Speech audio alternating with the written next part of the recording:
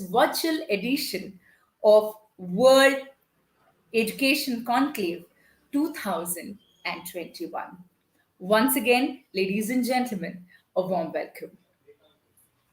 Ladies and gentlemen, Nelson Mandela says, education is the most powerful weapon through which you can change the world. Today's World Education Conclave is organized, conceptualized, and presented by Global Triumph Foundation and Image Planet.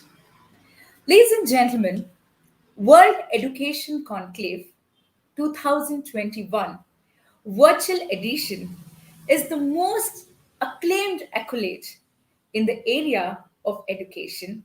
It highlights and recognizes the quality and diversity of the educational establishments across India who have achieved excellence by their significant contributions towards the education sector. Ladies and gentlemen, the award is a certification of the positive initiatives and contributions of these institutions towards building up a nation with a strong and open education system where knowledge is accessible to all. Ladies and gentlemen, as I told you, the event is conceptualized, organized, and presented by Global Triumph Foundation and Image Planet, the premier organizations based out of India that is into market research, analytics, exhibitions, conferences, seminars, award ceremonies, buyers and seller meets, B2B meetings, promotions, and fostering business and strategic relationships. They've been actively engaged in ICT, research, media, and education sectors. Ladies and gentlemen, once again, on behalf of Global Triumph Foundation and Image Planet, I, Anjali, take this my immense pleasure, indeed my privilege, to welcome each one of you to World Education Conclave 2021. They say the company of good people is like a shop of perfumes. The company of good people is like a shop of perfumes. Whether you buy it or not, it spreads its fragrance around. So, thank you all, wonderful people, for coming here and spreading the fragrance around. We are honored and delighted to have you all with us today. Ladies and gentlemen, I take this my immense pleasure, my privilege to thank our elite sponsor who have been so supportive of this event. My heartfelt gratitude to Hello Kids, thank you, Fit Futures, Life Educare, NAC, and Little Fingers. Ladies and gentlemen, the theme of today's education conclave is so apt to the current scenario, to the current crisis we've all been in. The theme of today's conclave is spread of digital education. Ladies and gentlemen, we have all been in amidst a very unprecedented time, isn't it? The world has witnessed massive academic disruption because of the schools and colleges closed due to COVID-19 pandemic. Ladies and gentlemen, students were forced to stay indoors, and this took some time for the world to come in terms with the digital delivery of education. India was no different and was more affected because of the digital divide we have. However, students and teachers have been extremely quick in adopting to these changed circumstances, and now the online education system has become the new normal. Ladies and gentlemen, some stories are so inspiring, and some of them have set those exemplary examples. Be it these teachers and students who have bared all the odds, like lack of basic resources, like unfavorable family conditions, the digital divide, and lack of access, but have been doing so well during these unprecedented times. Ladies and gentlemen, today's World Education Conclave is an event to recognize, to honor to the educationists, the teachers, and all the educationists who have been doing an immense work, an exemplary work, and setting that right example in the field of education. Ladies and gentlemen, it's our tradition to start any event by seeking the blessings of the Lord. They say, Mushika Vahana Modaka Hasta. Mushika Vahana Modaka Hasta Chamara Karna Vilambita Sutra. Vamana Rupa Maheshwara Putra. Vigna Vinashaka Pada Namaste. Let us seek the blessings of the Lord Elephant-headed Ganesha and kickstart World Education Conclave 2021. So, the invocation, please.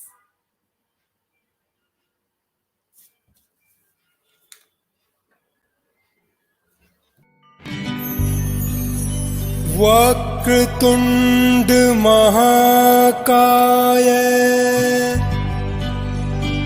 सूर्यकोटि समप्रभ निर्विघ्नं कुरु मे देव सर्वकार्येषु सर्वदा.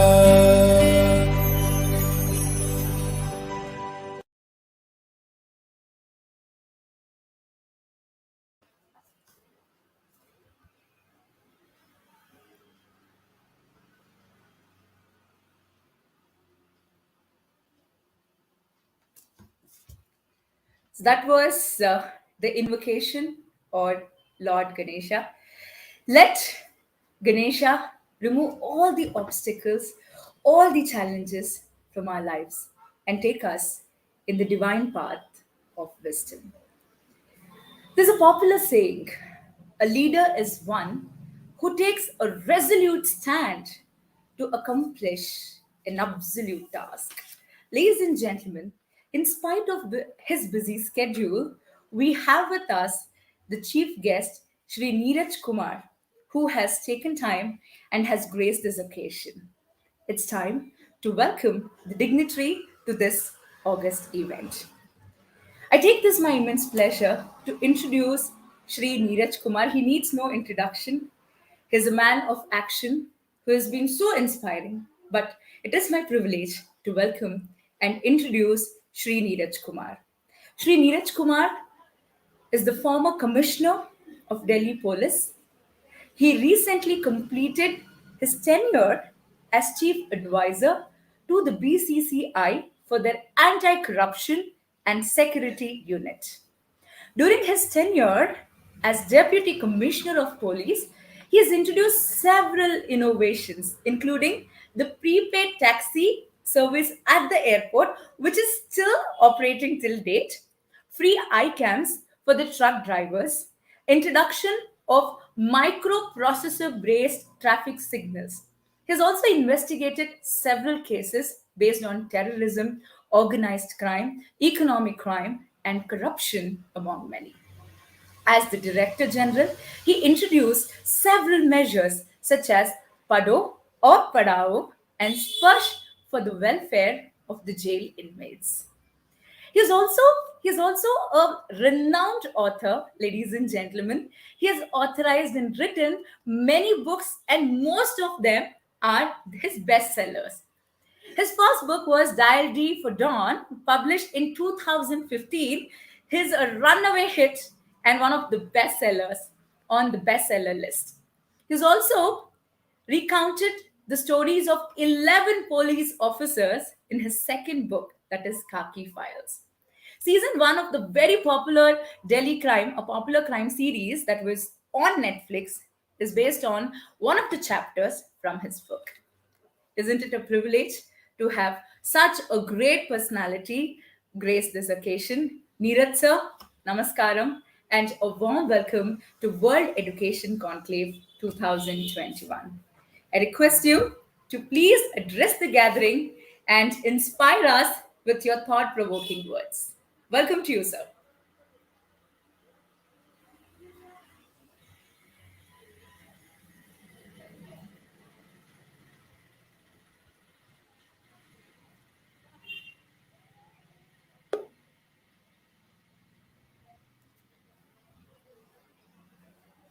He's joined us.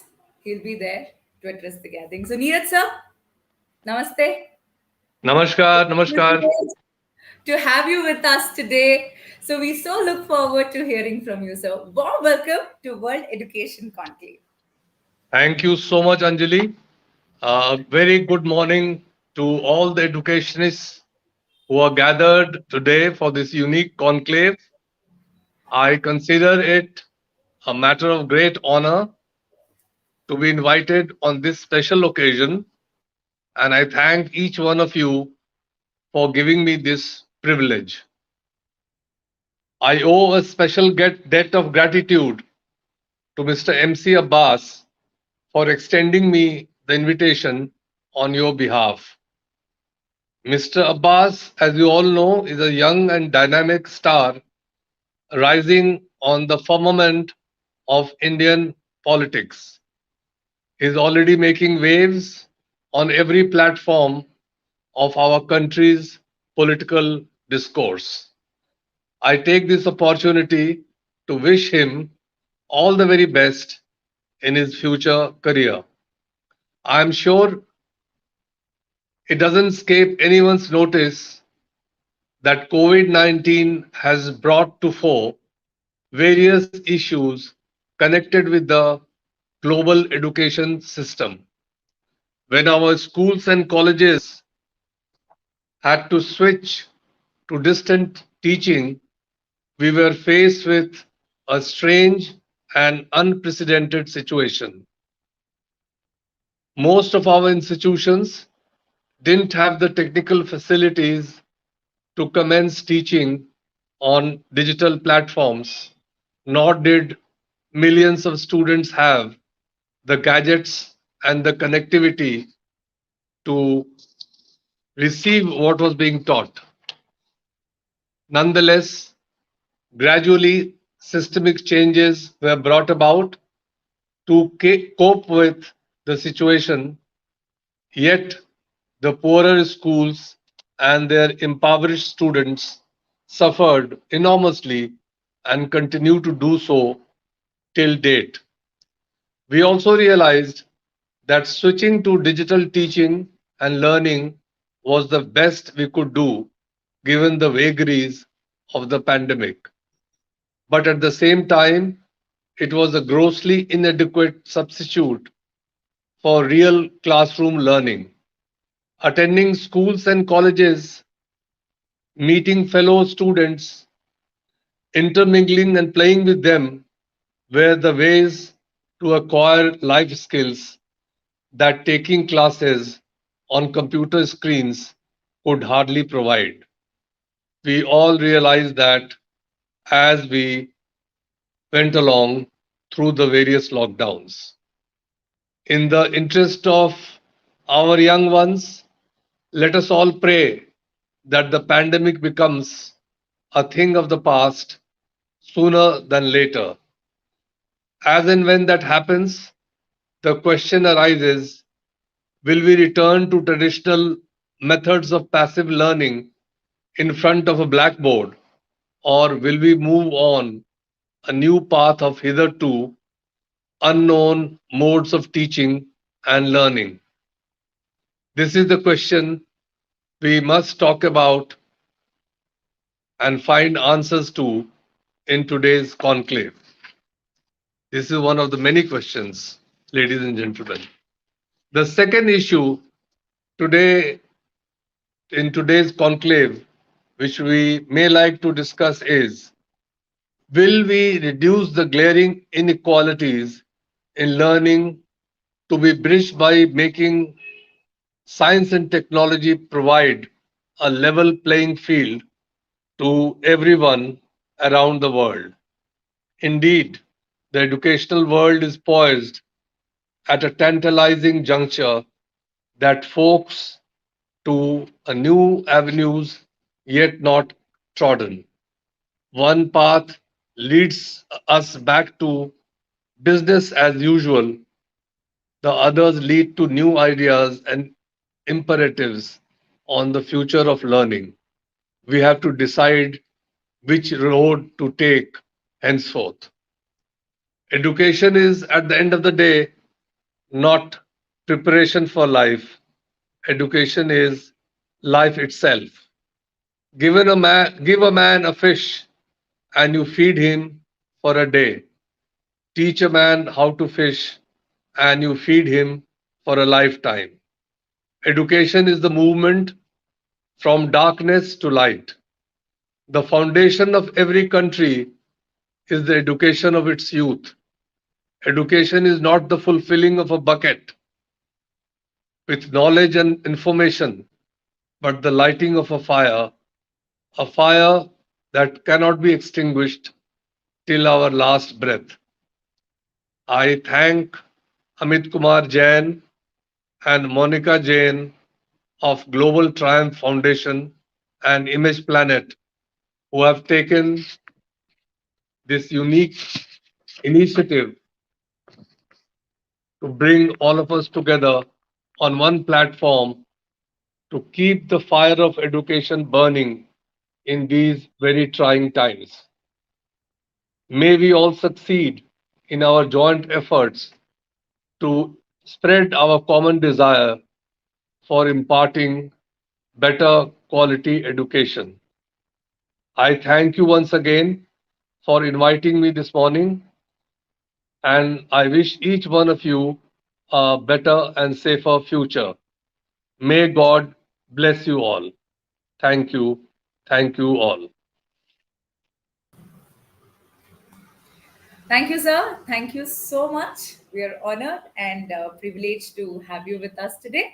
Thank you for taking time out of your busy schedule and gracing this occasion. So well said. Education is not just the preparation for life, but education is life itself. Thank you so much. We are indebted for your presence. Ladies and gentlemen, moving on is the time to learn more, to get inspired, to inspire and learn more today. Today's panel is significance of emerging technologies in education.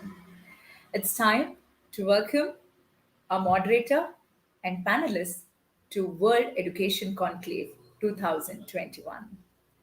Ladies and gentlemen, it's my privilege to welcome the moderator for the panel, Dr. Dhirendra Mishra. He says he is a teacher, an eternal learner, helping India set up and manage quality schools. He is on a mission to enrich Indian kindergarten to K 12 schools education. Ladies and gentlemen, he is the founder and director of Life Educare. So it's a privilege to welcome Dr. Dhirendra Mishra to this panel. So, welcome to you, sir. Pleasure to have you with us today.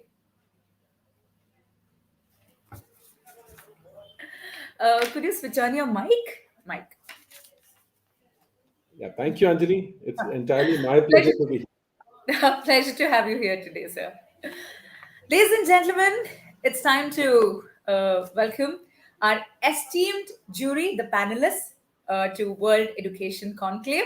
And it's my privilege to welcome Shri Preetam Kumar Agarwal, founder director, Hello Kids chain of preschools and Riverstone schools. First Hello Kids Center in 2005, and today it has 690 plus preschools across India, Nepal, and Bangladesh. A true educationist, a very inspiring and a charismatic personality. So, Preetam sir, warm welcome to World Education Conclave. Pleasure to have you with us today. Thank you, Anjali, and Namaste, Dhirendra sir. Uh, Namaste, Preetamji. Namaste, sir. And looking forward for the today's session. Same here. I know this would be very enriching and very informative. So we are so looking forward to it.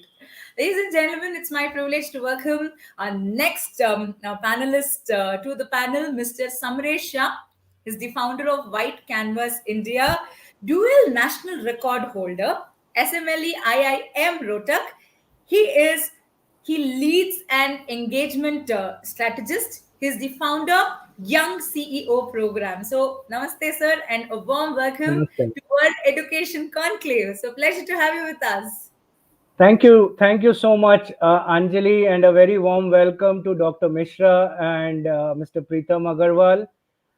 My pleasure to be with you, and hope we have an exciting session and an exciting panel, and very rightly chosen as a topic. I'm excited and looking forward to this panel discussion with the rest of the panel members. Thank you for having me on board. Thank you. We, we are so looking forward to hear your valuable insights. A warm welcome. Thank So, you. ladies and gentlemen, it's my privilege to welcome Professor Dr. Ajay Kumar, an enterprising academician, Director GL Bajaj, Institute of Management, Greater Noida, 33 years of experience in education, research, training, and consultancy, a true visionary in the perspective of transforming management institutions by his unmatched leadership in organizational development. So, namaste, sir. A warm welcome to World Education Conclave. So, pleasure to have you with us today. Yeah, good morning, everyone. Here, Anjali, I would like to make a correction. Right now, I am director at IMS University Courses Campus, Ghaziabad. Pleasure, sir. Pleasure. Thank you so much. Okay. Ladies and gentlemen, it's my privilege to welcome the next panelist to this August gathering, and she's none other than Gauri Ishwar, an educational advisor, director, student development program at EdMonger, former educational administrator and director. She is a certified career counselor from UCLA. She was also the speaker at Kannada Sahitya Sammelana. She is working on the green revolution at school level and a lot of things. She's also an MC and an event planner for Rally of Rivers by Sri Jaggi Vasudeva. So namaste, sir. Namaste, Gauri. So welcome to World Education Conclave. So pleasure to have you with us. Thank you so much, Anjali, for the beautiful introduction, and thank you everyone, each one of panel member present over here. And so it's time to kickstart this insightful panel. So over to our moderator, Dr. Dhirendra Mishra. So over to you, sir. Thank you, everyone. And it is my pleasure to moderate a session where we have such accomplished individuals trying to bring in their insights. So, the world was running very normal. Everybody was, busy running around. People, uh, traveling here and there. Airports looked like bus stands, and it was a mad race everywhere. I was also a part of that mad race, and all of a sudden on 25th of March, we come to know that you can't move out of your house even. And then, parents who used to say that do not remain online always, from there to waking up their kids and saying that get up, go online, you have your school there. So that paradigm shift, which was surprising for all of us, but I don't think it was something which was not needed. I'm not saying that kids should always study online, but technology had actually come into our kids' lives,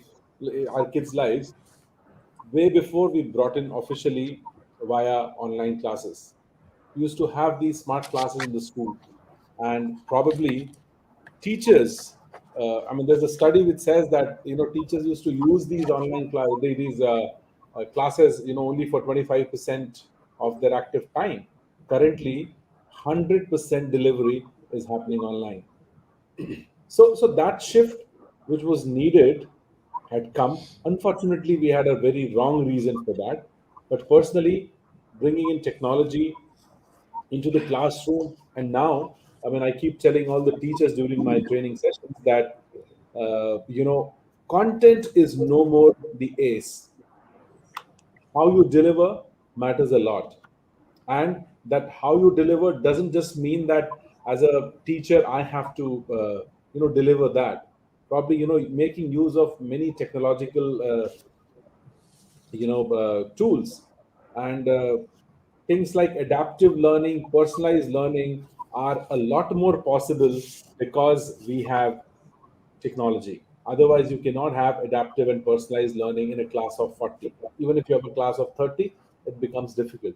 Now, I would like to set the context by saying that education and industry go hand in hand. Now, currently, it's the fourth version of industry. If you Google Industry 4.0, you will realize that it is all about artificial intelligence, robotics, coding, and all these things. And that's it. That is precisely the reason why our new education policy has all these courses, all these terms mentioned there. Now, education and industry uh, go together. Mostly, the education, the courses, the syllabus, the curriculum at the school level as well as at the college level is set to suit the industry requirements. Now, currently, Education 4.0 is prevailing, wherein we need people with digital literacy skills, with skills which can or technology that can deliver personalized services, attention, personalized. I mean, if, all of us have Swiggy's and Zomatos in our life. There are Olas and Ubers in our life. There are hundreds and thousands of people working. Now, even a normal or the cab driver needs to understand a bit of technology to survive. So you cannot really keep technology out of the classrooms or out of a student's life. I would want to share my thoughts over 21st century education or current education. Native and migrant, we've always known these two terms, right? Native is somebody who is from that particular place, and migrant is somebody who comes from somewhere else and becomes a part of that particular community. Now, when it comes to 21st century, we we all with gray hair are migrants to 21st century, and any student in our classrooms today is a native of 21st century, and digitalization and digital literacy is one of the core premise of 21st century. So we are migrants to this century, and these kids are natives to this century. And the reason why these kids are comfortable here is because it is their century. So it's about time that we, as individuals, as schools, should change, because the times have changed. Rather than changing those kids, rather than telling them, please don't do this, I think it's time we should learn digital skills and be with them. Otherwise, we will not be there in the mainstream. Now, this generation constructs knowledge from discontinued audio, visual, and textual information. If you see, if there's a cell phone or a remote, kids in 21st century, today's kids, they are the ones who help us with maneuvering the phone. And when it comes to a textbook, probably we help them read. However, anything which is relevant today, any app, any when you go out, any technology, it's the kids who actually help their parents. Why is that so? Because they have this quality which we do not have. They are, they can, construct meaningful knowledge out of scattered audio, visual, or any information. This generation for whom learning is playing, there's no harm in gamification of education. Generation that believes in multitasking, they are better multitaskers than us. And this generation relies a lot on social media and technology. There's a term called Homo sapiens. There's a book by the name Homo sapiens, Zappiens. If you read that book, you'll realize that in 2006, somebody predicted the future in such a beautiful way that almost everything is happening now. And some more discoveries and predictions what that book has is mind-boggling. In 2006, there was somebody talking about podcasting, saying that podcasting will be the future, and see what it is today. So there's a difference between Homo sapiens and Homo sapiens. My argument that why there should be technology and digitalization in the classrooms, because Homo sapiens are high speed multitasker and they have non-linear approach. They can prioritize better than us. Their iconic skills are better than us. They are always connected. They are collaborative. They are active, and they learn by externalizing. They share it with the world, and we are the ones who actually are, internalizers. We have been taught, don't show it to somebody, don't share your tiffin with somebody. Just be yourself. Study on your own. This generation is different. For us, we are conventional speed. We are monotaskers, one by one.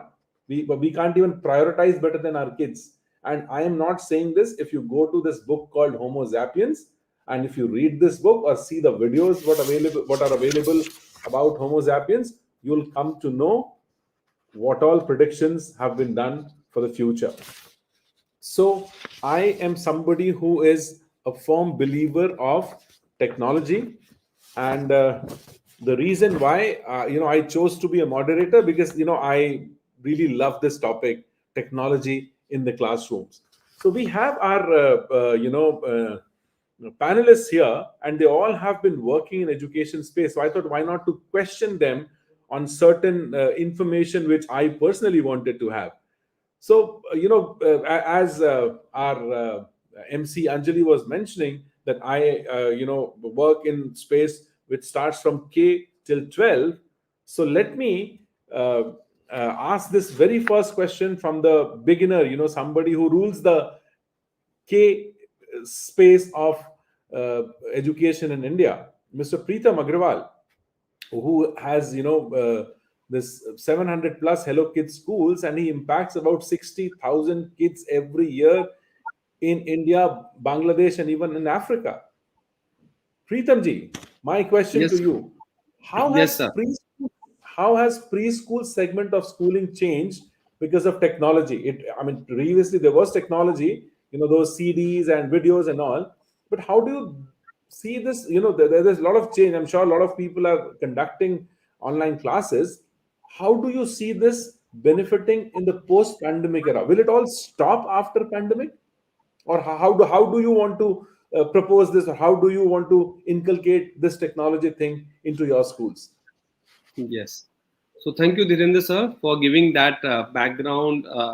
And in the initial few lines itself, you say that even our commissioner sir, Niraj sir, was talking about in the same lines. And when you say that the preschooling, I'll say it was a very difficult phase initially in that March, April, May, June 2020. And if you see that it was difficult for each and every one of us, even it was for kids, even it is for parents, teachers, and the schools. Yeah, because the kids is too young, right? And when we relate to kids, it was always a play is where it is not virtual, right? It was a space, it was a playground, it was open space, right? And it was a play school, uh, defined not as a school also. It was a play school which is very much defined. Yes, we as parents, we as teachers, we as schools were always talking about staying away from this technology for the young kids, because this is the time when their brain is developing at a very higher pace. And the child has to play, the child has to interact, the child has to socialize. But yes, with the time, with the situation of this pandemic, we had to adapt this. But because of some regions where it has to be adapted, right? We cannot wait for the schools to reopen, and because of the unsafe atmosphere outside, right?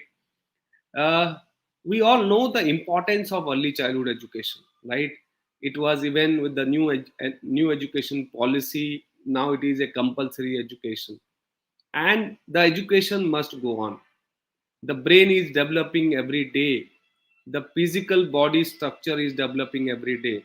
So rather than giving a stop to this basic education, we intended to continue this way of education.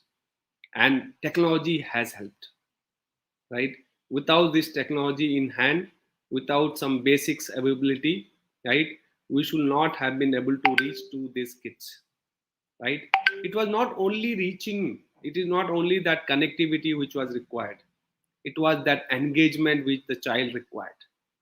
It was not that one way communication which was a YouTube or a video a child can learn, but it was more interactive with this Zoom or a Microsoft Google Team, where a kids of this age, when they were able to see a technology like television or a YouTube, they were able to understand it is a one-side communication. Somebody is speaking, somebody is giving me some lectures, I'm just watching it.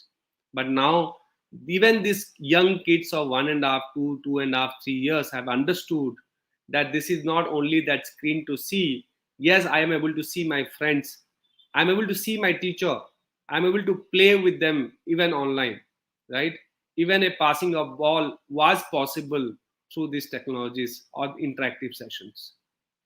So I will say that when we were not intending to use these technologies, we have used it. But your question was post pandemic, right? The benefits of this technology post pandemic. So I will definitely say that yes, some parts of this communication, some parts of this engagement, some part of this connectivity will continue even post pandemic. But yes, these young kids require a play space which is required in the initial growth of the child. So what is that to be continued? As I'll say, what was the benefit, what was happened during this process was that we have been able to connect the children with this technology, right, from a remote locations, right? That connectivity was in terms of sessions, in terms of live sessions, in terms of connecting with the parents also. The communication with the parents has gone on a very high quality, right? It was a one-to-one sessions, it was a regular session, it was from the experts from the across the world, which we have been able to communicate with our parents directly or even with the kids. So now that education, when we were talking about a training part of it to our teachers and the owners from the different parts of India, when it was not easily acceptable by the people, right? Now it has been widely acceptable that the training has to be online, and it is now online, and it is now regular. It is now much better in terms of quality of training also, because we have been able to get the best of resources, not only from the country or the state, but yes, it is overseas experts are also there with us as of now because of the online part of it. The cost has reduced or increased. Let's not talk about that debate when it comes to technology, because the usage, the requirement can be at different level for different kind of schools and thought processes. But I will say that quality of training has improved, right? We are able to get that resource which we are talking about. Now understood, let me give you some basic one or two aspect of this preschool education. It is very, it's now I'll say that it is compulsory with the new education policy. But yes, this is the right time when we as schools have been able to communicate to the people, even to the parents and the community, that how difficult it is to teach that ABC. It was not that easy in the initial days, where the teacher was inside the classroom with 10, 15 of children and she knew the importance of teaching ABC. But now we have been able to teach the world that how important and how difficult it is to teach that the first three letters or the first three numbers, right? So yes, I will say that some part of technology will continue, but yes, the kids need a space. The kids needs to mingle with other children, and the kids needs a school premises which is physical for much better development than this technology, which is going to be surely for a very temporary period of time for this pandemic and for these early years. So that's it from my side, Dhirendra sir. Definitely any other question, I will definitely try to answer. Anything from the audience side or anything from my co-panelist, I'll definitely try to answer. If the audience has any question, they can also post in the comment section. I will take it from there. Now, moving on to our next panelist, Dr. Ajay Kumar, Professor Dr. Ajay Kumar. Sir, you there? I guess sir is busy somewhere, but let me come back to Dr. Kumar later. Now I have this question for Gauri. Gauri, you're an expert in you're an expert education advisor. Oh yeah, we have Dr. Yeah, Ajay I'm Kumar. there. Actually, there was Yeah. some problem in opening the Oh, connections. okay. No problem, sir. So, sir, Yeah. So what happens is when a student graduates from school and enters college, the teaching learning scenario changes completely. I mean, as a student, we have gone through that change, and as a faculty also, I've taught in school also in MBA colleges, so I realized that things actually change, and pedagogies adopted by the schools and colleges are different. Now, can you please tell us about the changes that technology has made in higher education, and how can school use the same technology so that the students face less of transitional challenges when they enter college and university? Uh, Good morning, everyone. First of all, I would like to tell you, Dr. Misra, that your question is very controversial. I mean, if you are talking about India, there are several schools, like Mr. Preetam already told us, who are using better technology than C-grade colleges, C-grade universities also. So there are several other schools who are not even aware of the basic technology. I'm talking about the government schools in rural areas, even missionary schools in rural areas, say Jharkhand, Odisha, Assam, northeastern states, Madhya Pradesh, Chhattisgarh, etc., etc. So it's a huge gap. I mean, challenges are multiple. One side, we are talking about the technology and the reach of the technology in every corner of the world, and even parliament, etc. They are using technology to spread whatever they want to say. Communication methodology itself has become through rather technology only, and the use of technology is at every platform. Right now, also we are interacting as if we are together, but the symmetry of the use, that's a big challenge. Provision of the intranet facilities, that too remain a big challenge, and this gap has to be bridged first. Now, if you are talking about, in general, if you are talking about the transition from school to college, I mean, pedagogical challenges, here I will like to say that technology as tool of teaching, there are various technological tools which are being used currently. Computers are there in the classroom. Class blocks are there. Wikipedia is there. Wireless classroom microphones are there in several schools. Mobile devices are there. If you talk about the colleges, there are several other methodologies which are being used by the colleges.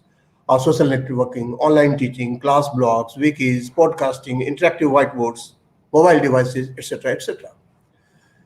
If we say about the transition, naturally, school can use digital resources in a variety of ways to support teaching and learning.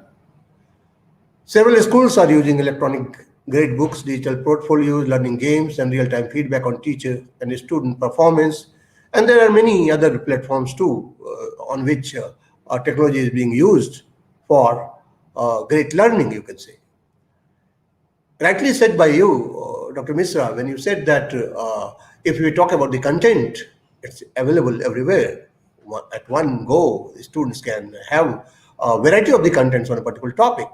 So it's a matter of delivery, it's a matter of designing the curriculum in a way that adaptability or adoption of the particular even teaching should be much higher than simple reading, or it should be beyond also. So videos are there. Videos are being used by several institutions. And as a matter of fact, what I want to say, I have been telling to my faculty 2 days back also at IMSUC campus, that it's a matter of presentation and matter of how good you are able to act on video so that the students' perception about you changes and they become more receptive. Because if you are talking about the use of technology and use of this iPad or mobile app or others, say Zoom, etc., during this COVID situation by the schools, let me tell you, 80% or more students, they used to open the app and they never used to listen to anyone. It has happened in several schools also. It has been researched also. 5 days back, I had a talk with all the leading schools of Ghaziabad and Greater Noida. They said, yes, it's a fact. It's a fact. A small kid of the age of, say, 7, 8 years, he joins the class and then he keeps on playing here and there. And even when teacher asks something, his or her mother calls the child, hey, your name has been called by the teacher. So challenges are multiple. Challenges are multiple. If someone is teaching through technology, through the use of technology, and if the methodology is poor, the way of delivery is poor, if the students are not attracted towards the personality, then adoption will be poor. Adoption will be poor. Again, it's leading to self-studies at several platforms. So if you talk about the gap, yes, school has already adopted. We need to make it more symmetrical in nature. And transition to college, if they are coming to the college, I think it has to be very smooth. If you talk about several schools or leading schools of India, or even Cbsc board curriculum, which are being taught to these students, rightly said by you, Dr. Misra, that a small kid, they are able to teach us in a better way how to use the product, how to use the technology, how to have several things on our mobile. We are not able to understand, and they immediately roll their hands on the numbers and things come. So yes, adaptability will be very fast, and I don't think that there is a big challenge in transition from school to college. Rather, there has to be symmetry in providing education to the schools as well as college, and that has to be seen by Ministry of Higher Education or Ministry of Education, you can say. So this is what I want to say at this point. Thank you so much, sir. So now we have our third panelist, Gauri Eastwar. So Gauri, I know that you are an expert education advisor. Please tell me, what difference do you think technology from here on will make in the schools, and how should the schools prepare for this from now so that it stays relevant post pandemic? Now, being an advocate of technology, I'm happy that due to pandemic, all of us are using technology, at a very higher level. My worry is post pandemic. I mean, schools are reopening now. Post pandemic, how do you think we can make this technological intervention stay relevant in the classrooms and in the schools? Thank you.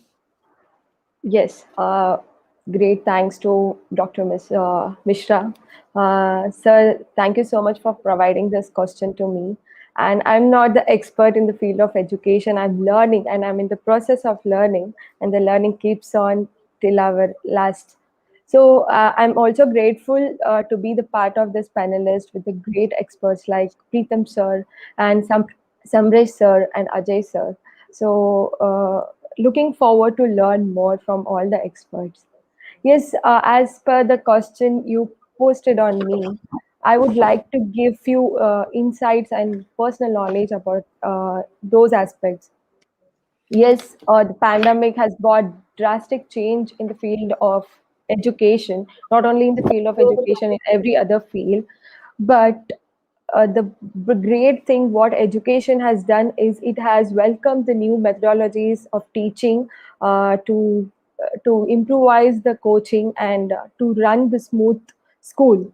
So what I would like to tell here is due to this pandemic, I thank pandemic because we are able to bridge the gap between industrial era of education to the informational era of education. If the pandemic was not had happened, I think it would have been taken 10 years down the line to adopt these technologies, whatever we adopted just within few months.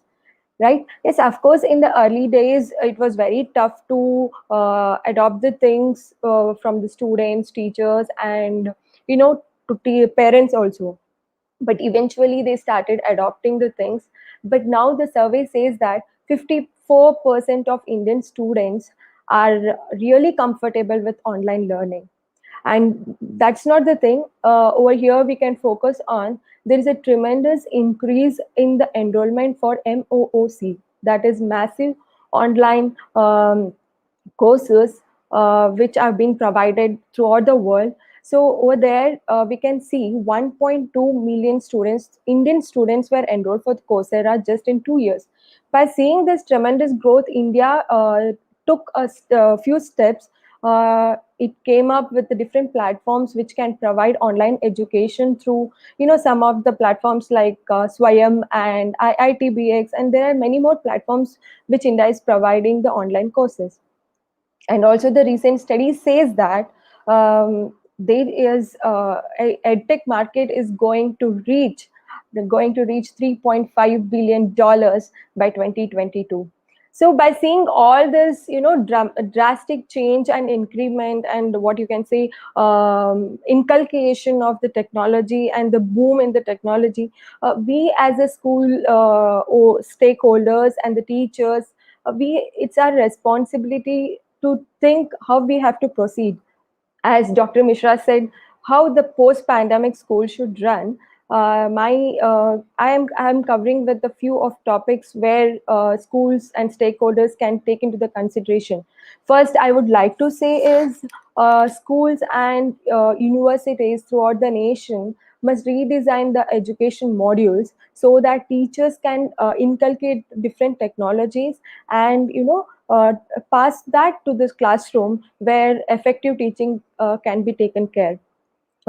This can, of course, the survey also says that 77% teachers are very much comfortable using technology because they are feeling it more easier than the conventional teaching, where they are able to provide different assessment using different tools like Kahoot, and there are many different online technologies which are helping teachers to integrate and do discussion, provide gamification for students, and students are really adopting it in very faster way. And nextly, I would like to tell here is schools and teachers must not only focus on scorings.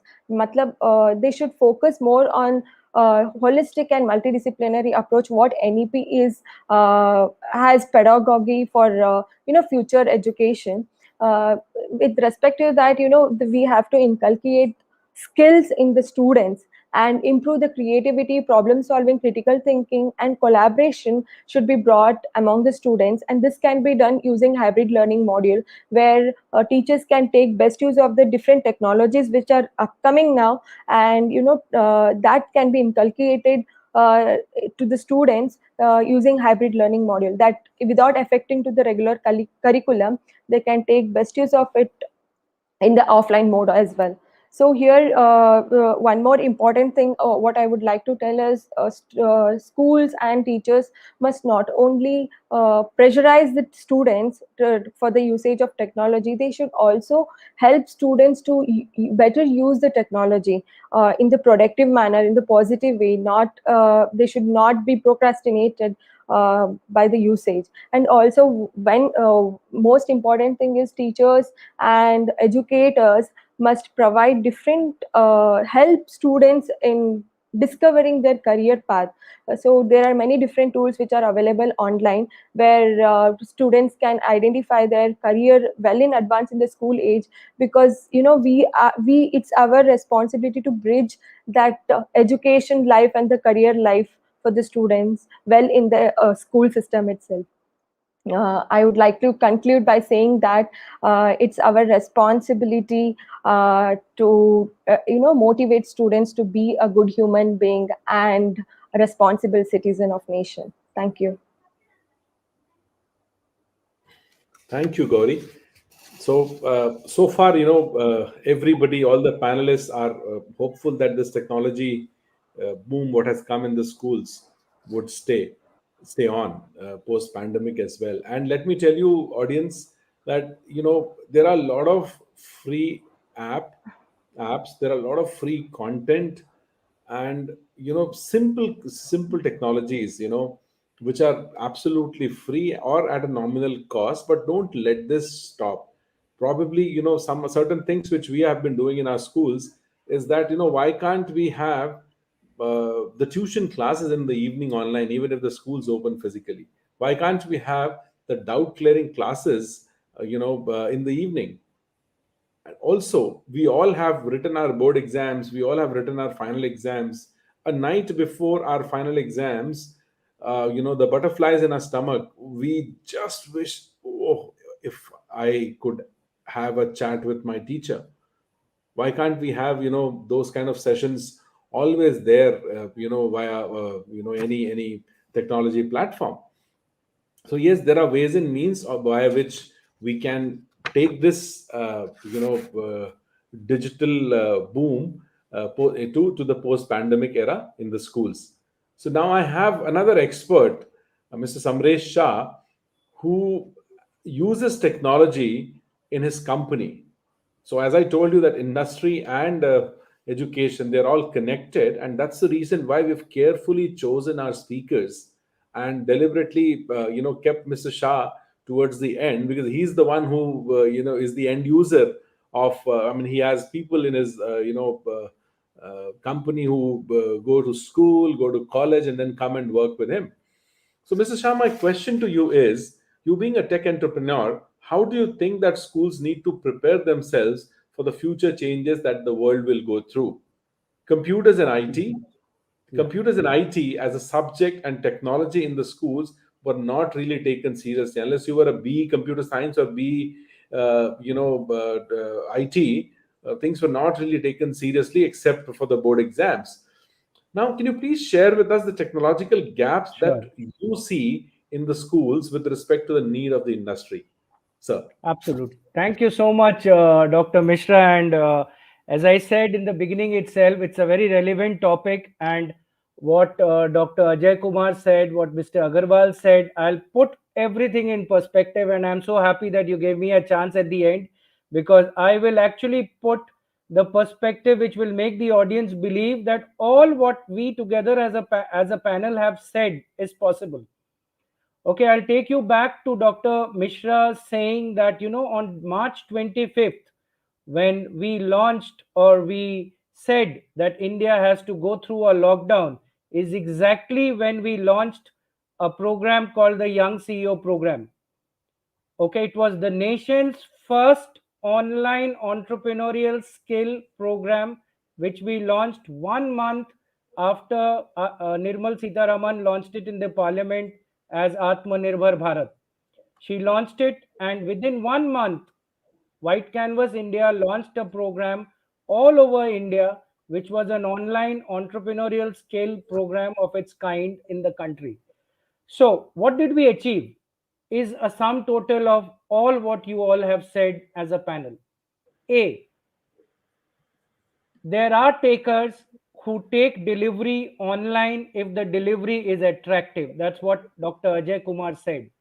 That if the delivery is attractive, it will be taken by takers. Let me give you an example. Our Young CEO program is an online program, but all videos are on all the time.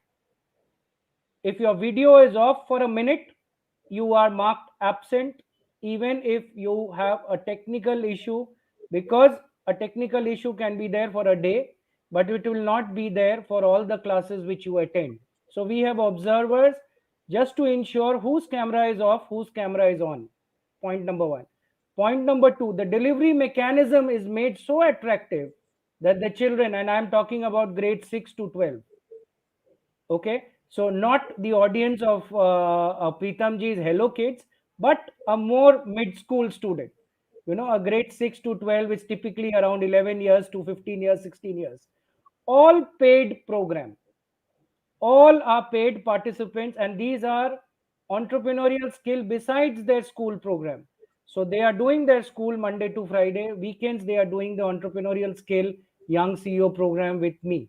First of all, the point I am trying to say is that if there is a program which has a right value, Gauri talked about critical thinking and few other skill. Gauri, all this is part of identifying identifying problem, converting it into solution, bringing a growth mindset, all put together. And believe me, Dr. Mishra, it's possible. So, India is very, very unknown to what it can adapt to and what it may not adapt to. So, what research says that many people have not adapted or children are being called, I would say it is the delivery which is poor. If the delivery is good, the child will sit. If the delivery is not attractive, the child will not sit. So, though there are lags, but I can go on proving the point that if the program is good, there will be people who will attend. Number one. I also know that younger kids have done quite good during the online time also. So it's not the age, it is the method, the substance, the content, which is what it matters. Now, coming to your question of the gaps.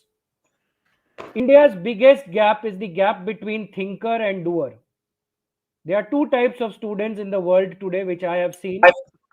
I worked with multinational for 16 years before I started White Canvas 11 years back. Yesterday, I was appointed by Niti Aayog as a mentor of change for India. Okay. My only point I made to the Niti Aayog and Atal Innovation Mission was that the bridge between thinker and doer has to reduce. You can do only सोचना और करना के बीच में. You cannot be a tribe which will only think. Children feel that I want to become Mukesh Ambani, but thinking doesn't help. It's the act.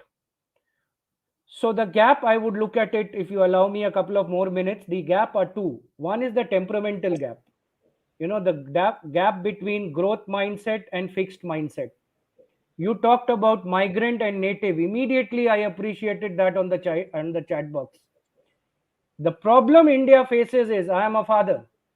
But when I look at my son, I cannot be a father. I have to live like a son to give him an advice. What to do, what not to do. Because I am a migrant of the 21st century, then I am not a native of the 21st century. It's simple. Brilliantly put.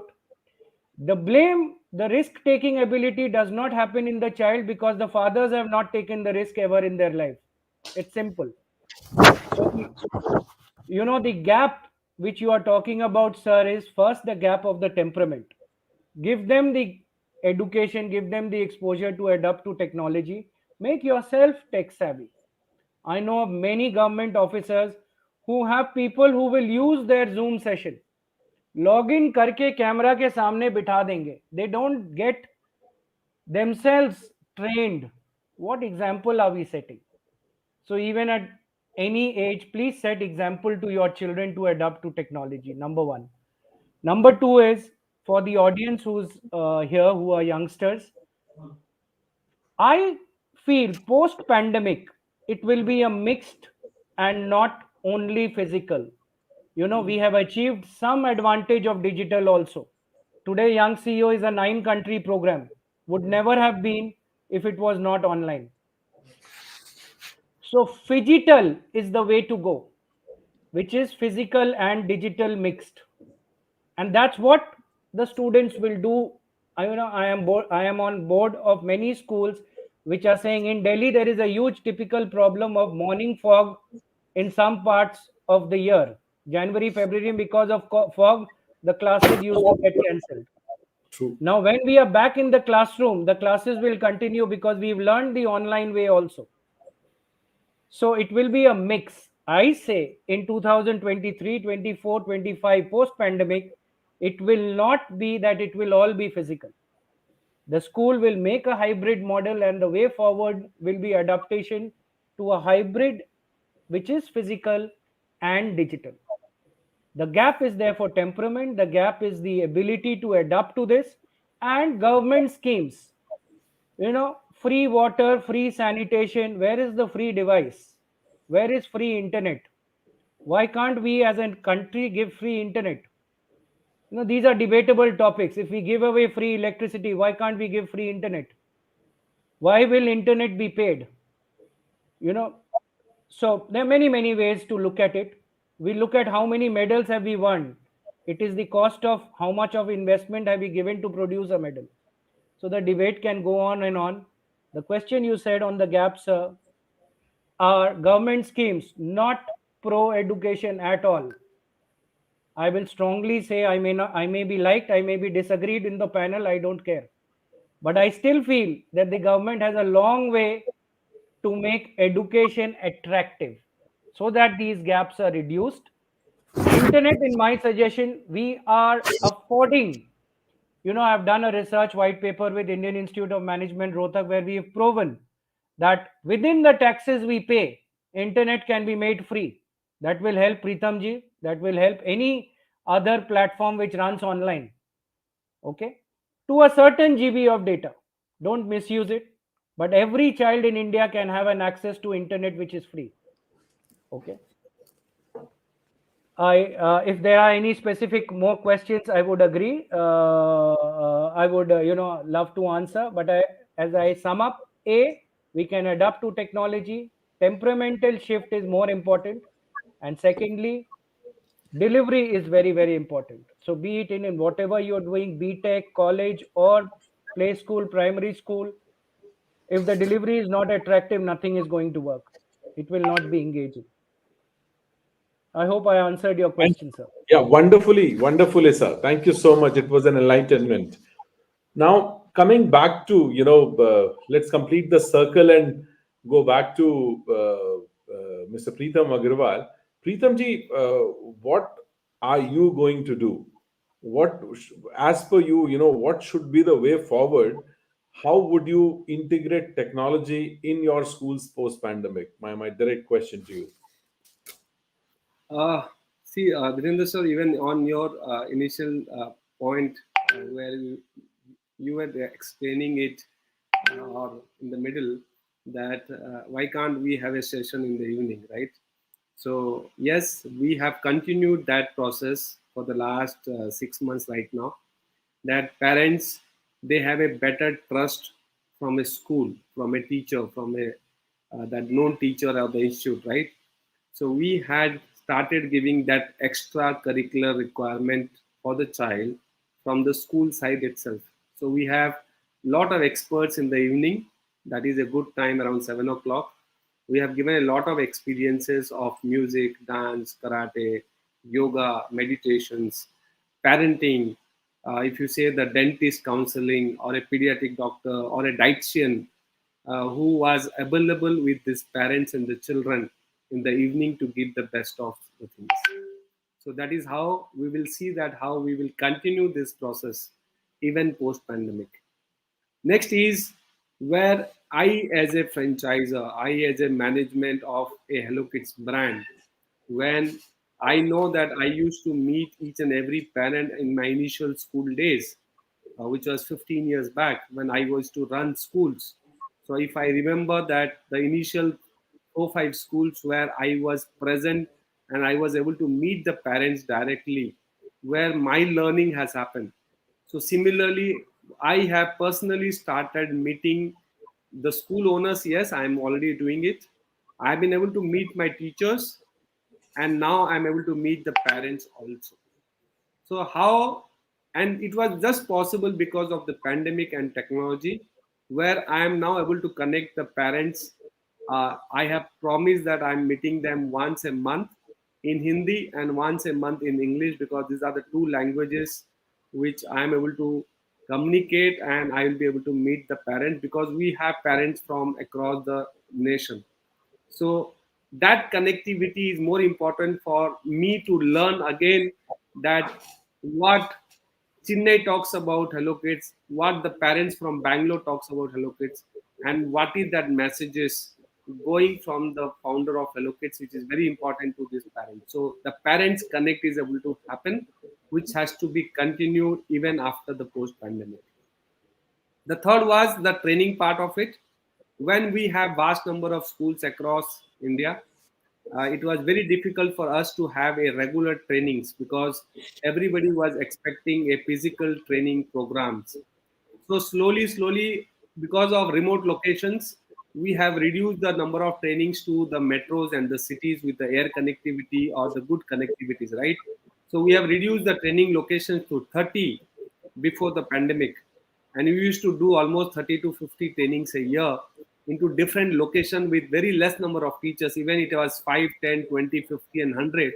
But now we have been able to do 75 trainings in one single year with the attendance of at least minimum 500 teachers at one training sessions. So we have been able to communicate our quality of education in much better way in a shorter duration of time with a higher reach among the teachers community, right? So that was definitely we're going to continue. and it will definitely reduce the cost in terms of traveling.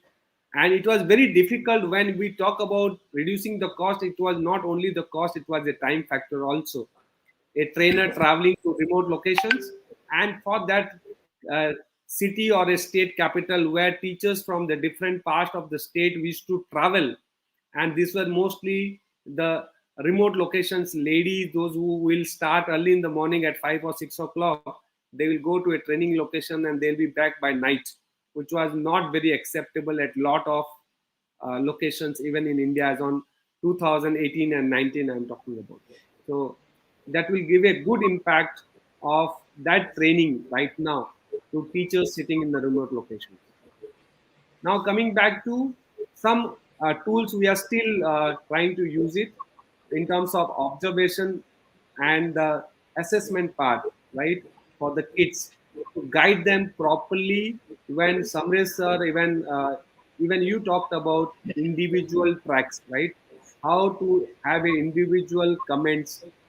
This thing is only possible through the technology part of it. So we are definitely going to work on that part.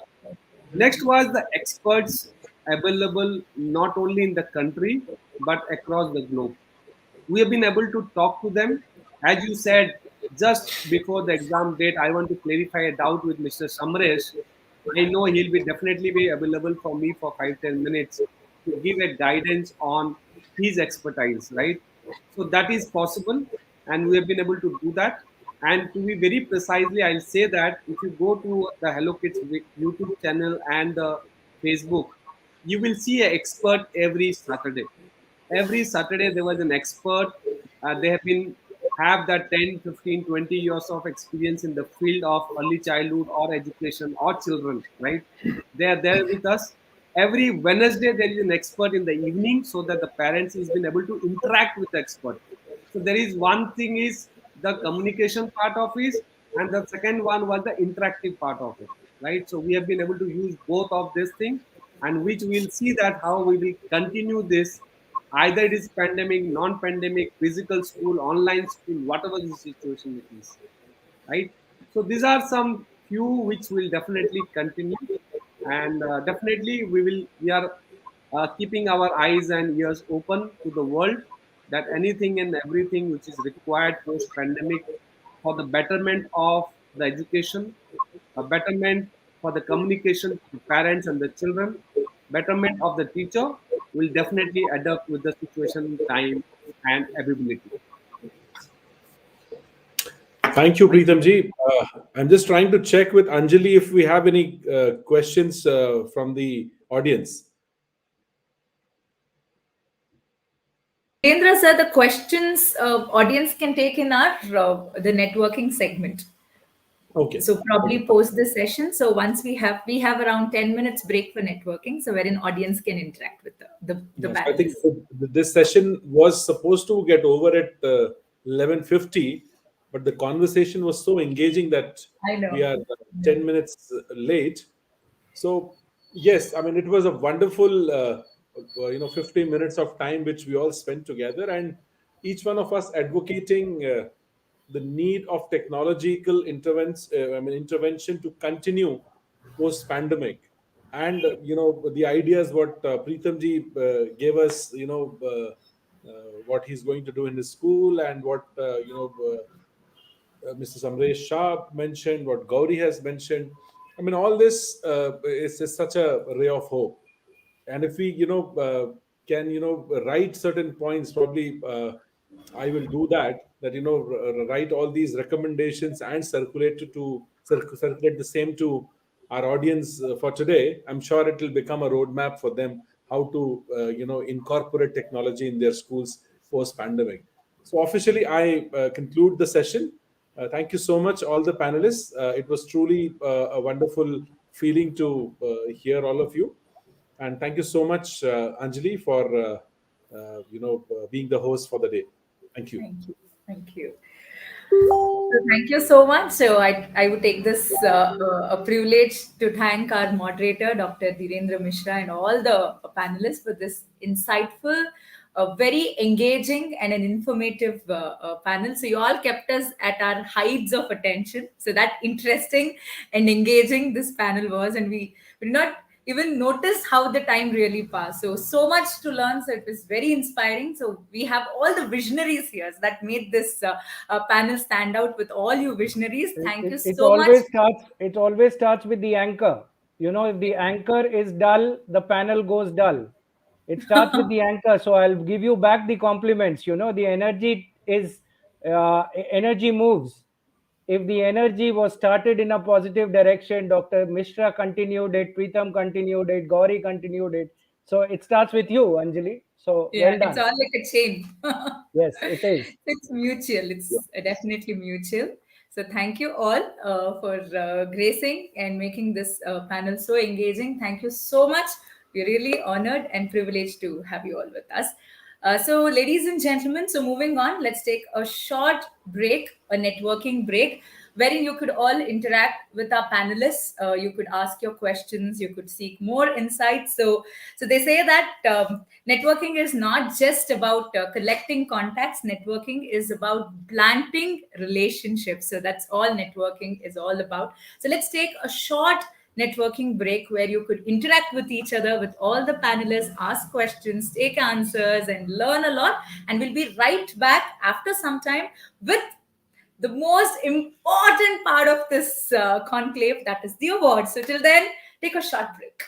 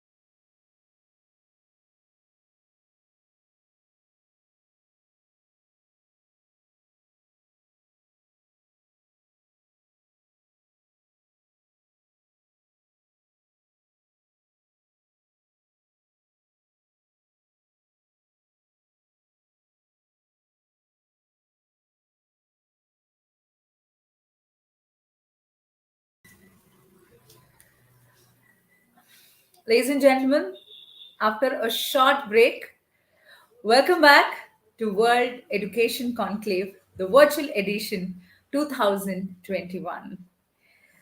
They say that success isn't just about what you accomplish in life. Success isn't just about what you accomplish in life, it's about what you inspire others to do. Ladies and gentlemen, up next is the most awaited moment. A lot of achievers we have with us who have set an example by doing an exemplary work in the field of education. Education Conclave 2021, the award segment, the virtual award segment, aims to actively reach out to all corners of the world and identify, recognize exceptional educationists who have made an outstanding contribution to their profession. This award is initiated by Global Triumph Foundation and Image Planet to highlight the contribution of the achievers in community building and helping make a better society through inspirational teaching. Gerald C. Ekedale so rightly says, recognition is the greatest motivator. It's time to reward, to honor, and to recognize the achievers from the education segment. So, welcoming you all to the award segment of the World Education Conclave 2021. And the first category is, ladies and gentlemen,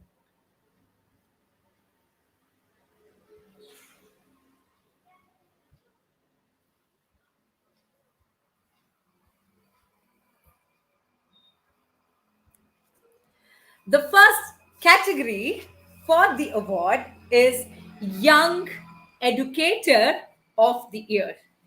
And the award goes to Dr. Mahesh Sharma, Associate Professor, Ideal Institute of Management and Technology, New Delhi.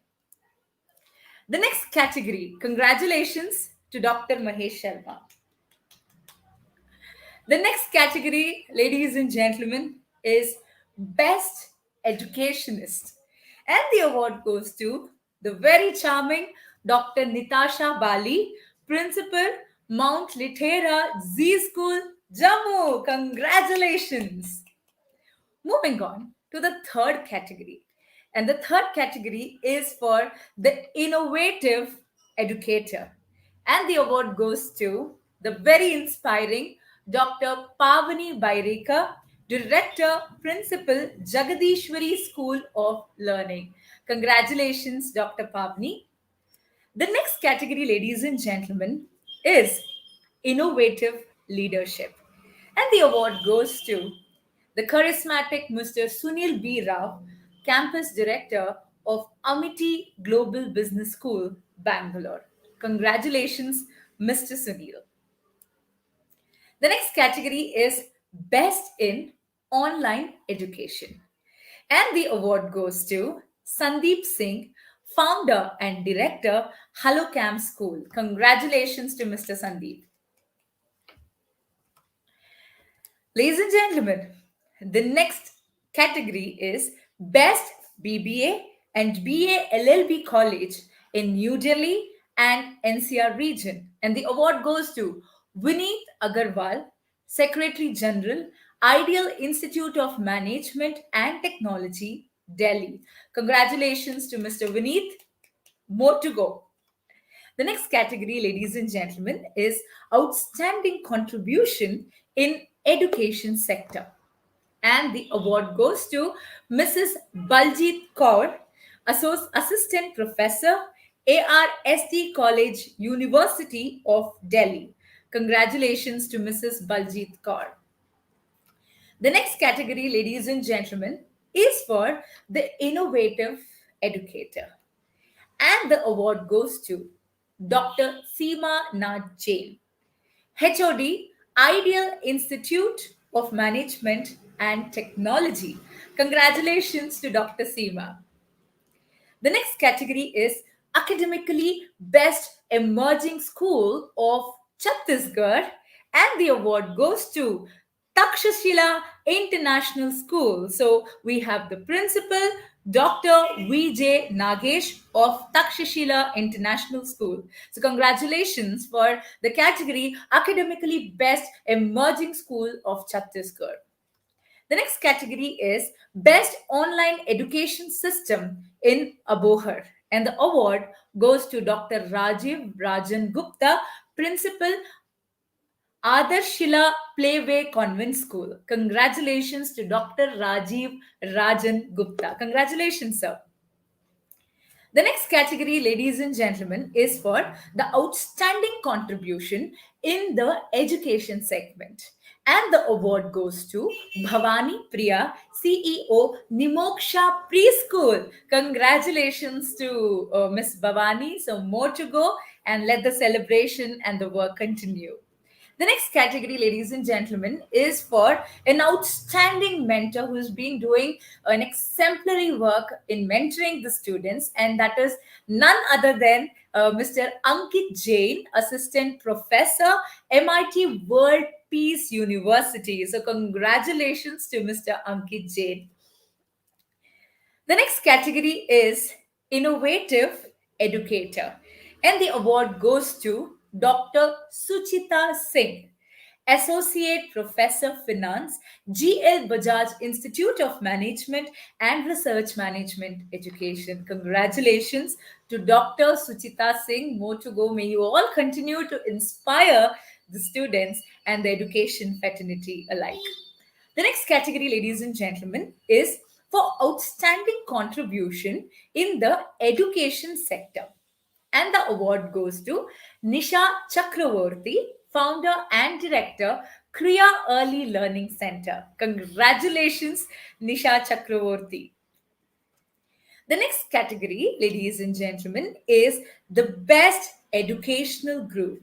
And the award goes to Mr. Afnan Ahmad, founder and chairman, Ocean View. Congratulations to Mr. Afnan Ahmad. May you all continue to inspire many alike. The next category is for the Director of the Year. The award goes to Professor Dr. Ajay Kumar. He is the director, IMS University Campus Courses, Ghaziabad, India. Congratulations to Professor Dr. Ajay Kumar. The next category, ladies and gentlemen, is for the best online education program. And the award goes to A. Gerald Finney, Director, Alpha Matric Higher Secondary School. Congratulations to Mr. Gerald A. Gerald Finney. Congratulations, sir. The next category, ladies and gentlemen, is for the Innovative Educator. And the award goes to Dr. Borelli John Robert, Associate Assistant Professor in History and Archaeology at Coles Memorial Junior College, Kurnool, Andhra Pradesh. Congratulations to Dr. Borelli John Robert. Our heartfelt wishes to you all. The next category is for this very young women here. So, Young Women Achiever Award. And the award goes to Dr. Richa Rohatgi, Assistant Professor at Amity University, Haryana. So, congratulations on grabbing the Young Women Achiever Award for 2021. The next category, ladies and gentlemen, is for Gujarat's number one Rubik's Cube Academy. And the award goes to Kushagra Pandya, Chairman Homba House of Midbrain Activation. Such a interesting segment. He has been working and doing an amazing work. Congratulations to Kushagra Pandya and the whole team of Homba House of Midbrain Activation for doing such exemplary and amazing work. The next category, ladies and gentlemen, is for the Innovative Educator, and the award goes to the Dean and Director for School of Allied Health Sciences, Vinayaka Missions Research Foundation, and it is Dr. B. Sendil Kumar. So, congratulations to Mr. Dr. B. Sendil Kumar for grabbing the Innovative Educator category award. The next category, ladies and gentlemen, is for the best principal of the year. So we have with us the very dynamic principal, Velamal Vidyalaya Alapakam is the school, and the award goes to Y. Hemalata. So congratulations to Hemalata for grabbing the best principal of the year award. So more to go. The next category, ladies and gentlemen, is the best school director of the year. And the award goes to Purushottam Sharma of Takshashila International School, Chhattisgarh. So, congratulations to Mr. Purushottam for grabbing the Best School Director of the Year award for the year 2021.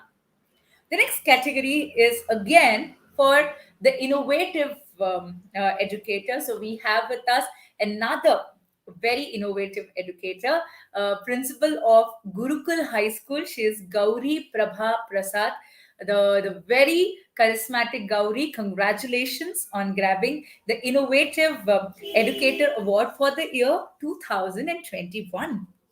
Ladies and gentlemen, the next category is for the best preschool in Noida. And the award goes to Mukta A. Sharma from Kidzi Sector 45, Noida. So congratulations, Mukta, for grabbing the best preschool in Noida for 2021 for Kidzi Sector 45. The next category, ladies and gentlemen, is for the outstanding contribution in the education segment. It goes to a panelist also who's been doing an amazing work in the education segment at such an young age. The kind of accolade she's bagged is really inspiring. So the award goes to Gauri Ishwar. She is an educational advisor from Bangalore. So congratulations to Gauri for grabbing the outstanding contribution in education sector award. So more to go. The next category, ladies and gentlemen, is for the outstanding contribution in academics. For the outstanding contribution in academics, and the award goes to Shilpi Dubey, Director, Peace in Pod. Congratulations to Shilpi for grabbing this award. More to come, more for you. We wish you all the very, very, very best. The next category, ladies and gentlemen, is for the best emerging preschool. And for the best emerging preschool, the award goes to the Peace in Pot. So congratulations for Peace in Pot. Amazing work you've been doing. So we wish you all the very best to move forward and do an exemplary and an amazing work in this category. The next category, ladies and gentlemen, is for the best animation and multimedia training academy. And the award goes to Professor Salim Sarfani. He's the co-founder and managing director of CG Animation Academy. So congratulations to Mr. Salim Sarfani for doing an amazing work in the animation and multimedia training segment. The next category, ladies and gentlemen, is for the top 5 public school in Chhattisgarh. And the award goes to Kalpana Singh, Principal, Delhi Public School, Janjgir, Champa. Congratulations to Kalpana Singh and the whole team of Delhi Public School for doing this outstanding contribution in the field of education. So moving on, ladies and gentlemen, is for the segment Best Acting School. It's none other than the SRM Film School for doing a great work in inspiring the talents to get into the very competitive film industry. And they've been coaching and having a lot of courses. That is SRM Film School. So Principal Dr. Padmaraj Naya for doing this great work. So congratulations for grabbing the award Best Acting School for the year 2021. The next category, ladies and gentlemen, is for the Principal of the Year again, and the award goes to the Principal of St. Xavier's English School and Junior College, Dr. Janavi Roy. Congratulations, Dr. Janavi, for grabbing the award for the Principal of the Year for 2021. Congratulations, and more to go. Ladies and gentlemen, the next category is for the outstanding contribution in education. And the award goes to Dr. Kanhaiya Lal Sikhwal, Principal, Milestone Public School. So, congratulations to Dr. Kanhaiya Lal Sikwal for grabbing Outstanding Contribution in Education Award from the World Education Conclave for 2021. So, more to go. Congratulations. And this calls for a bigger celebrations for all of you. The next category, ladies and gentlemen, is for the innovative educator again. So it's so heartening to see a lot of educators in this segment in the education field doing such great work for all your outstanding contribution for really bringing people together, for bringing that community together, for striving hard in building, in helping this community grow, the community of education grow by leaps and bounds, and then keeping that faith during these unprecedented times and adopting to the new technology, the digital, even the kind of the challenges the digital segment poses. But you guys, you all have so flawlessly, like a fish gets into water, you've adopted to this and doing some work that is so inspiring. So we really feel so inspired to really honor you with Education Excellence Awards during this virtual edition. So the next category, ladies and gentlemen, is for again the innovative educator, and the award goes to Arvind Kumar Soni. He is the principal of Sanskar International School, Paratwada. So congratulations to Mr. Anil Arvind Kumar Soni. So great going. So wishing you all the very best. The next category, ladies and gentlemen, is again for the best international school of the year in Maharashtra region, and Sanskar International School has been one of the forerunners in doing a great work in having all the innovative strategies and the technologies of education, and then hand holding students. So that is Arvind Kumar Soni, under the leadership of him, the principal of Sanskar International School in the Maharashtra region. So congratulations for bagging the best international school of the year in Maharashtra region. So the next category is this is the top five schools in a Cbsc school in Ghaziabad. And the award goes to it, shared by two, our director and also the principal, that is Mr. S.D. Sharma, the director, Ms. Nidhi Nijavan, principal of Mount Litera Z School, Ghaziabad. So congratulations to both of you for this amazing contribution in bagging the top five CBSE school in Ghaziabad. The next category, ladies and gentlemen, is for the most promising and innovative humanitarian educationist. The very humble the award goes to Mrs. Harshita Sakhena, center owner of the franchisee, principal center manager, educationist. She's an entrepreneur of, she runs the Little Orchids International PD School. So congratulations for grabbing this most promising and innovative humanitarian educationist award for the year 2021. The next category, ladies and gentlemen, is for the principal of the year, and the award goes to the very dynamic Anjali Agarwal. She shares my name, so I'm so glad. St. Mark's Senior Secondary Public School based out of New Delhi. Congratulations to Mrs. Anjali Agarwal for grabbing this award of Principal of the Year. The next category, ladies and gentlemen, is for the best Teacher Training Institute. We have the Students Training Institute, but Phonic World has been doing a great job in training the teachers to train students. So congratulations to Komal Goenka. She's the founder and director of Phonic World. So congratulations for grabbing the award under the category Best Teacher Training Institute. So more to come. So we wish you all the very best. The next category, ladies and gentlemen, is for the best education institute in Madhya Pradesh. And the award goes to Anurag Jain, Director, Delhi Public School, Katni. Congratulations to Anurag Jain and the whole team of Delhi Public School, all the teachers and the staff members for doing this great job under the education segment. So, congratulations.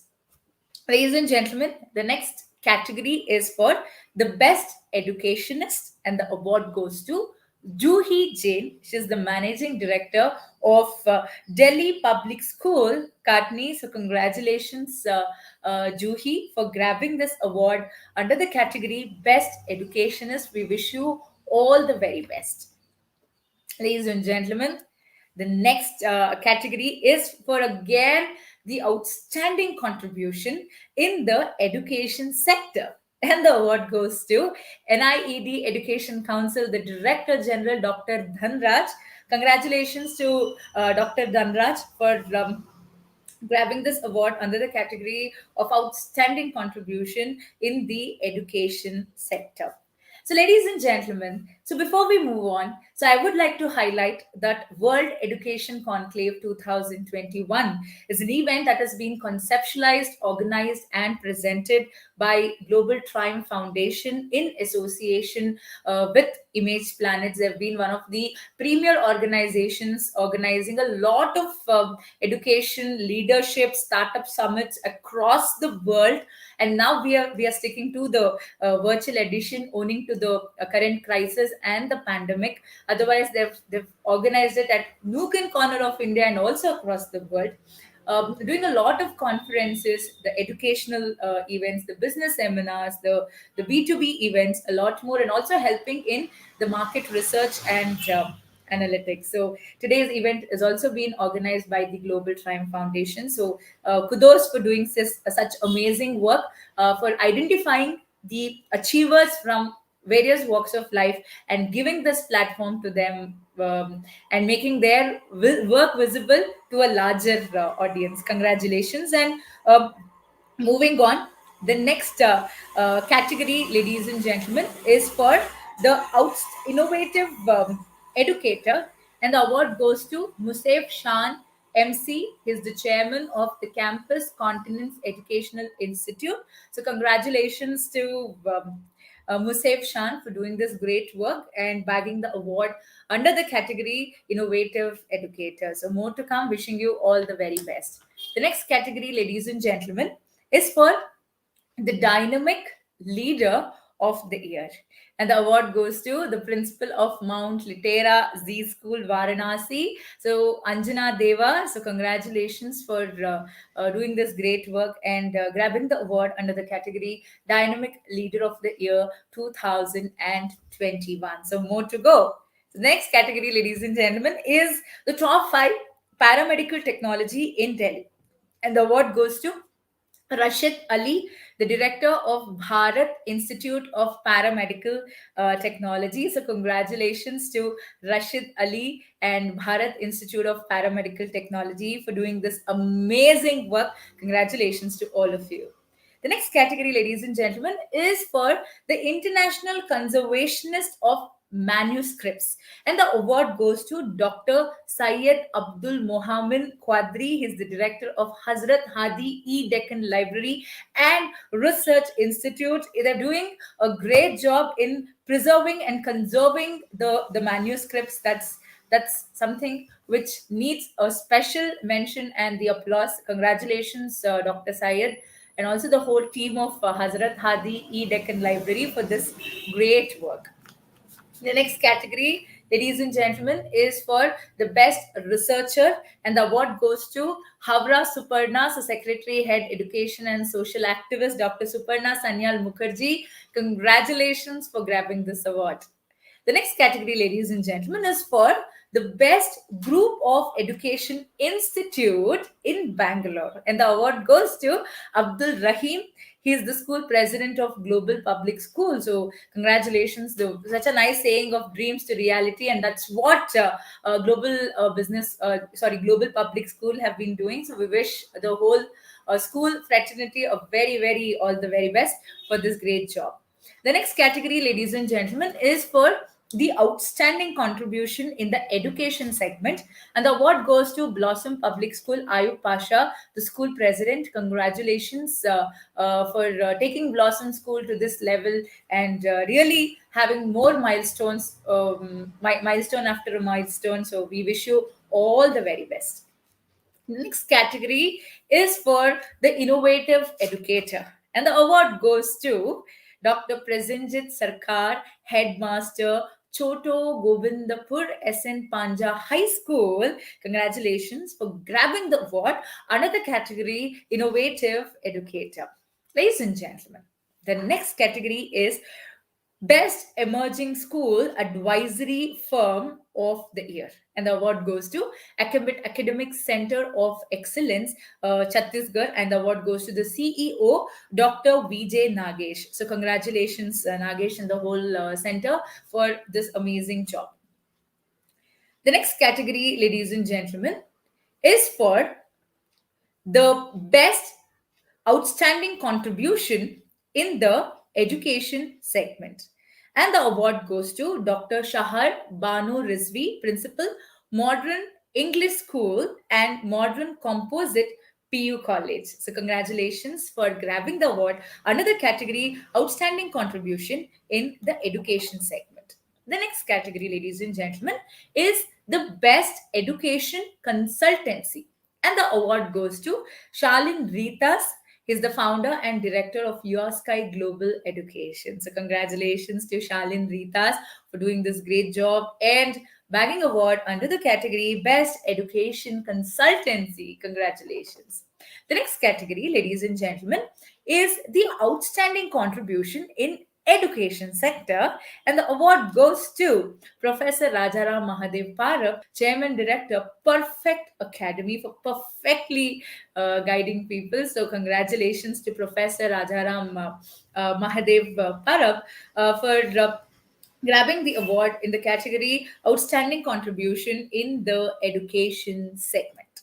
The next category, ladies and gentlemen, is for the Innovative Educator. So, and the award goes to Dr. Sandeep Gun, Principal Headmaster, Japaiguri Higher Secondary School. So, congratulations to Dr. Sandeep Gun for grabbing the award under the category Innovative Educator.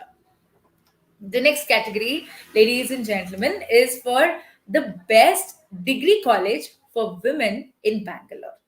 And the award goes to Dr. Deepa B.M. She's the principal of Sacred Heart Degree College for Women with a Big Heart. Dr. Deepa, congratulations for grabbing the award for the best degree college for women in Bangalore. And yes, Sacred Heart has been doing a great job under this category.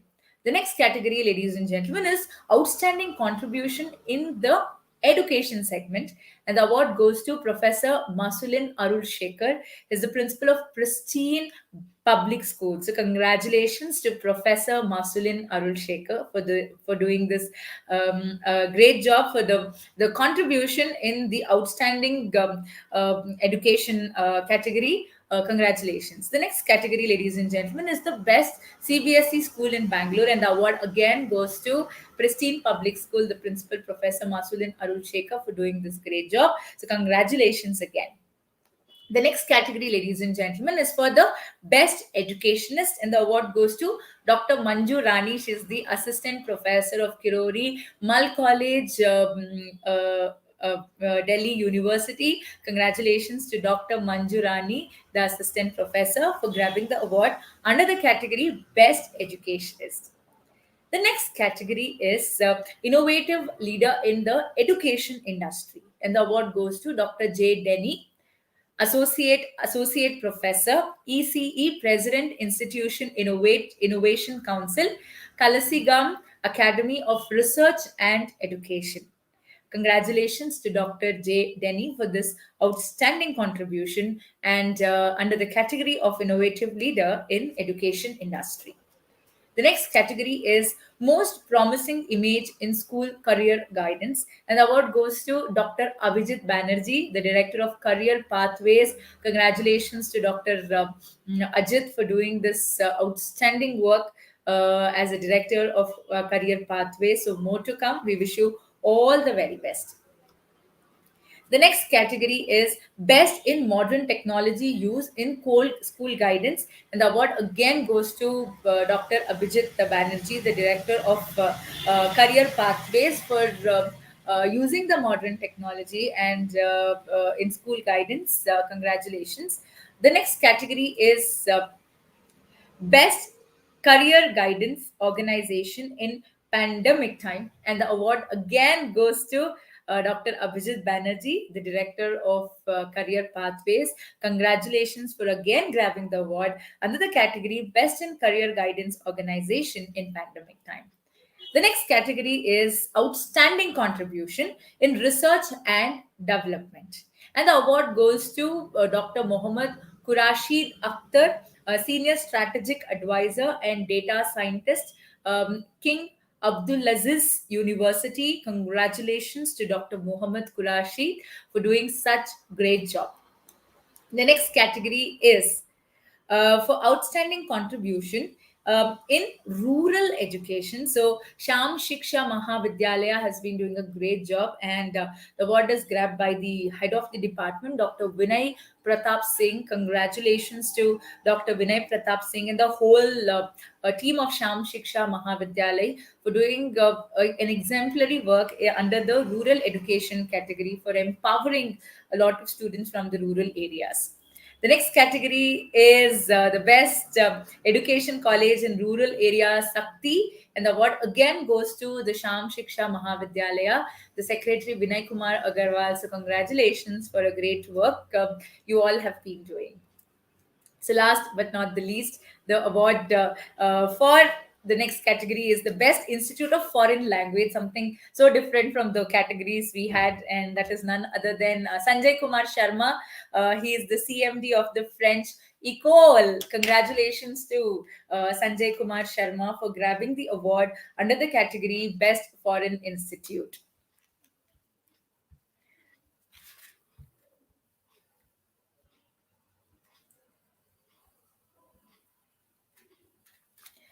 So that was the awards, ladies and gentlemen. So we wish all the awardees all the very best. So it's very inspiring to see the kind of work you've all been doing in the education category. We need more educators like you. So let this award be an opening, a door to a lot of educators who can open up and do some amazing work. So let this inspire them to go all out and do a great work, because education, as Shri Niraj Kumar rightly said, it is not just the preparation of life, it is the life itself. So with this quote, it's time to end the World Education Conclave. So our heartfelt thank you to all the guests, to Shri Niraj Kumar Agarwal, who graced the occasion and who gave us his valuable insights on education during this digital and the pandemic period. We had an amazing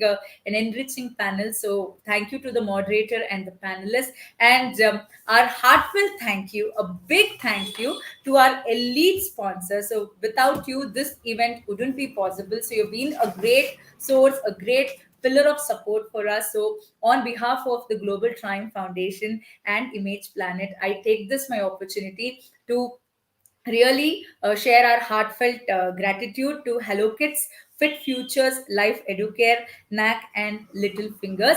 And again, a thank you to Global Triumph Foundation and Image Planet for flawlessly curating this event, ladies and gentlemen. So see you all very soon.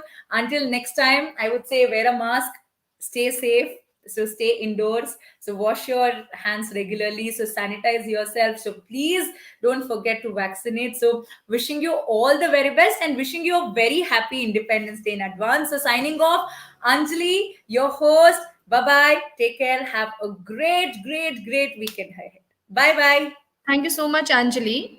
It's a request to each and every participant that they should go to the network area and switch on their camera so that even they can have the video chat with other participants too. So now the house is open for the networking. You can enjoy it. Stay safe. Yes. Yes, all our participants. So the house is open for networking. Please switch on your cameras, interact, learn, explore, and experience. Thank you.